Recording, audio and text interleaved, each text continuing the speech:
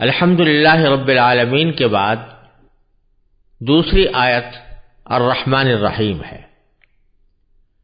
یہ بھی در حقیقت رب العالمین کی طرح اللہ تبارک و تعالی کی دو صفتوں پر مشتمل ہے، جس کے معنی ہے کہ جو سب پر مہربان ہے، بہت مہربان ہے۔ ان دونوں صفتوں کے درمیان کیا فرق ہے، اس کی تھوڑی سی تفصیل میں پہلے بسم اللہ الرحمن الرحیم کی تفسیر کے ضمن میں عرض کر چکا ہوں، اسے یہاں دہرانے کی ضرورت نہیں، لیکن یہاں جو بات قابل توجہ ہے وہ ایک تو یہ کہ جب یہ کہا تھا کہ الحمدللہ تمام تعریفیں اللہ کے لیے ہیں، تو اتنی بات بھی کافی تھی کہ تمام تعریفیں اللہ کے لیے ہیں، وہی تعریفوں کا مستحق ہے۔ لیکن اللہ تبارک و تعالی نے اس سورہ فاتحہ میں ہمیں یہ ادب بھی سکھایا اور ایک طرح سے تعلیم بھی دی، اور ہماری سمجھ کو متوجہ فرمایا کہ اللہ تبارک و تعالی جس کی تمام تعریفیں ہیں اس کی کیا اہم صفات ہیں۔ ان میں سے ایک صفت رب العالمین بیان کی، جس کی کچھ تفصیل پہلے عرض ہو چکی ہے، اور دوسری صفت الرحمن اور تیسری صفت الرحیم بیان فرمائی۔ جیسا کہ میں نے پہلے عرض کیا تھا کہ اس کو اس طرح بھی دیکھا جا سکتا ہے کہ الحمدللہ ایک دعویٰ تھا، اور وہ دعویٰ یہ تھا کہ تمام تعریفیں اللہ ہی کی ہیں، یعنی اللہ تبارک و تعالیٰ کے سوا کوئی بھی ذات، کوئی بھی ہستی، کوئی بھی چیز حقیقی تعریف کی مستحق نہیں۔ اگر حقیقی تعریف کی مستحق ہے تو وہ صرف اللہ تبارک و تعالیٰ کی ذات ہے۔ یہ ایک دعویٰ تھا۔ آگے رب العالمین میں بھی اس کی ایک دلیل بیان کی گئی ہے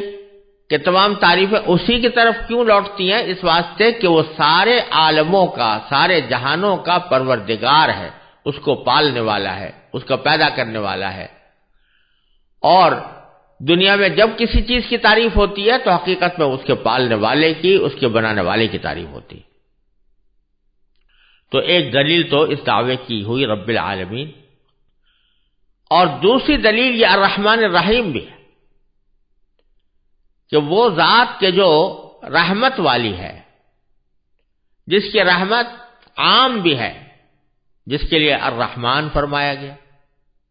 اور جس کی رحمت تام بھی ہے یعنی مکمل بھی ہے، جس کے لیے الرحیم فرمایا گیا۔ تو در حقیقت قابل تعریف تو وہی ذات ہونی چاہیے جو اتنی زبردست رحمت کی مالک ہو کہ اس کی رحمت سب پر وسیع بھی ہو، اور جس پر ہو وہ بہت عمق کے ساتھ، گہرائی کے ساتھ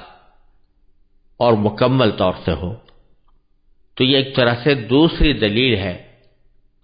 اس دعوے کی کہ الحمدللہ۔ دوسرا پہلو اس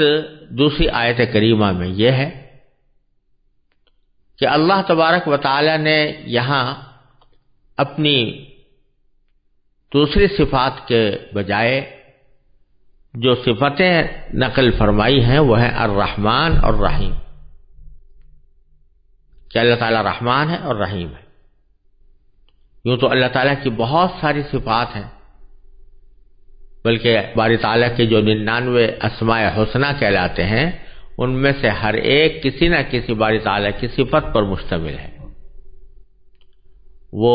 صرف رحمان اور رحیم ہی نہیں ہے، رزاق بھی ہے، ذو القوہ بھی ہے، متین بھی ہے، مجید بھی ہے، وہ حمید بھی ہے، وہ شدید العقاب بھی ہے،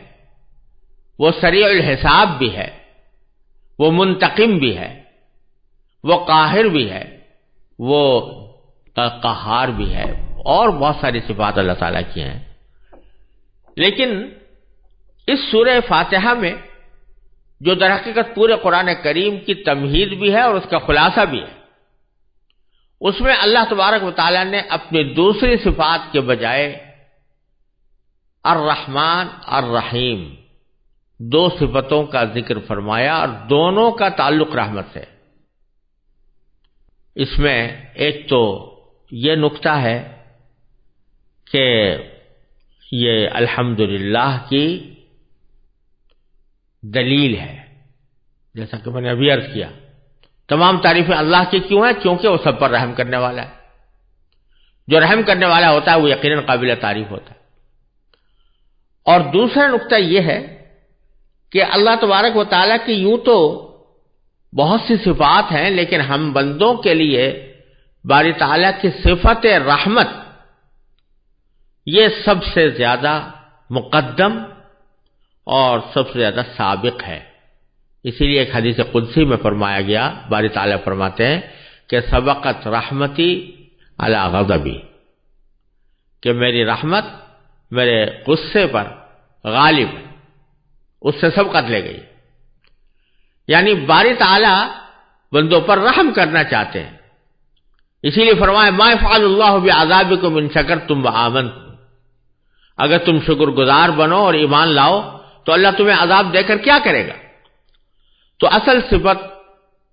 باری تعالیٰ کی رحمت ہے، اور اسی رحمت کی صفت کو اصل قرار دینے کی طرف یا اس کو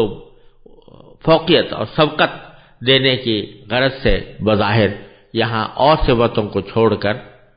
الرحمن الرحیم کی صفتیں اختیار فرمائی گئی ہیں۔ اس میں ہمارے لیے تعلیم یہ ہے کہ ہر انسان کے دل میں کچھ جذبہ رحمت کا بھی ہوتا ہے، محبت کا بھی ہوتا ہے، اور کچھ غصہ اور دوسروں کے اوپر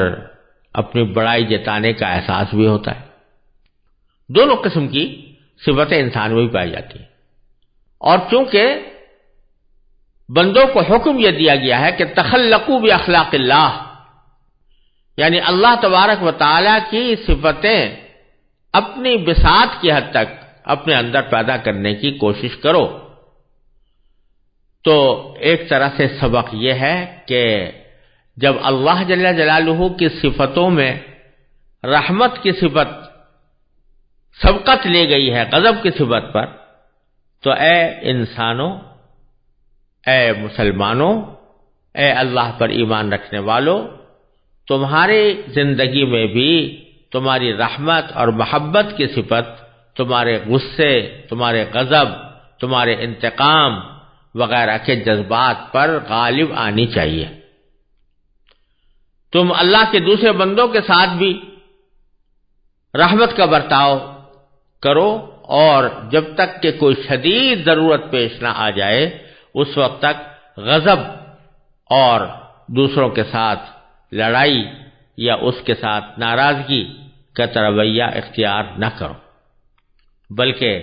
حتی الامکان رحمت کی صفت کو اپنانے کی کوشش کرو۔ اسی معنی میں ایک حدیث بھی آئی ہے، اور وہ حدیث ایسی ہے کہ پہلی صدی ہجری سے آج تک اس حدیث کی یہ خصوصیت رہی ہے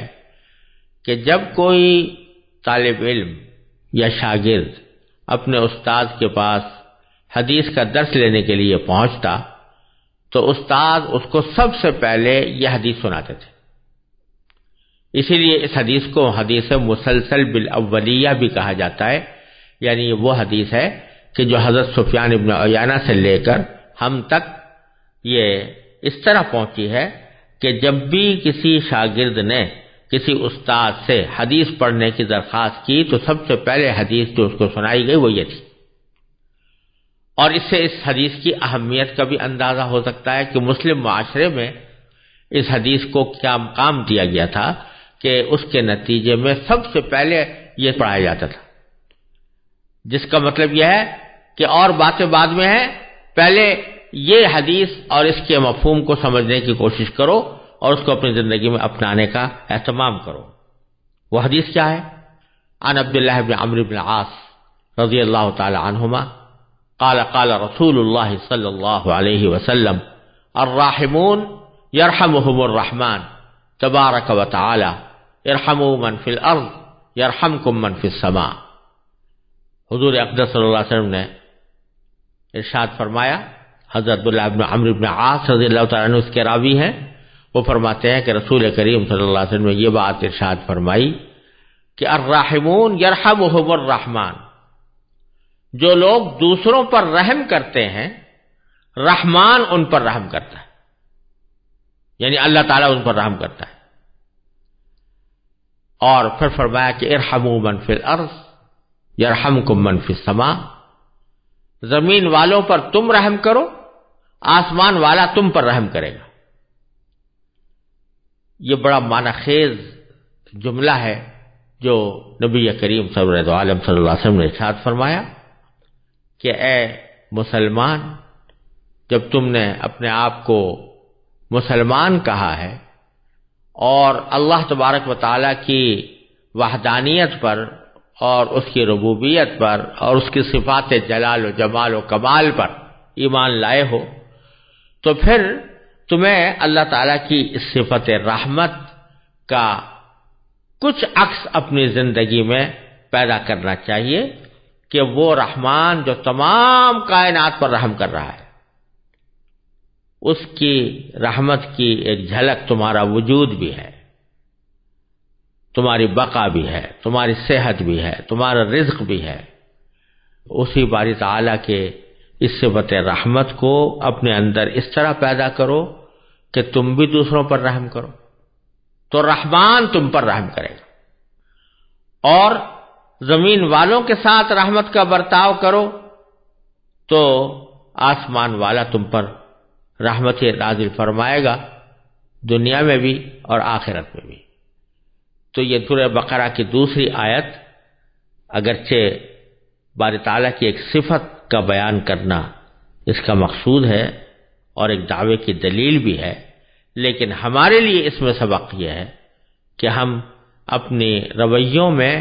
رحمت کو غالب رکھیں اور غضب کو، غصے کو، ناراضگیوں کو یہ پیچھے رکھیں، بغیر شدید ضرورت کے، بغیر کسی شدید حاجت کے ہم غصے اور ناراضگی سے پرہیز کرتے ہوئے رحمت اور محبت کا پیغام دنیا کو دیں اور رحمت اور محبت ہی کی کا لوگوں کے ساتھ برتاؤ کریں۔ اب یہ کچھ بعض مقامات ایسے ہوتے ہیں کہ جہاں آدمی کو اپنے غضب کا اظہار بھی کرنا پڑتا ہے، وہ بظاہر رحمت کے خلاف نظر آتا ہے، لیکن وہ استثنائی صورتیں ہیں اور ان مواقع پر غصہ کرنا ہی شریعت کا تقاضا ہے اور عقل کا بھی تقاضا ہے، لیکن اصل معاملہ، اصل رویہ لوگوں کے ساتھ رحمت کا اور محبت کا ہونا چاہیے۔ یہ سبق ہمیں سورہ فاتحہ کی دوسری آیت سے مل رہا ہے۔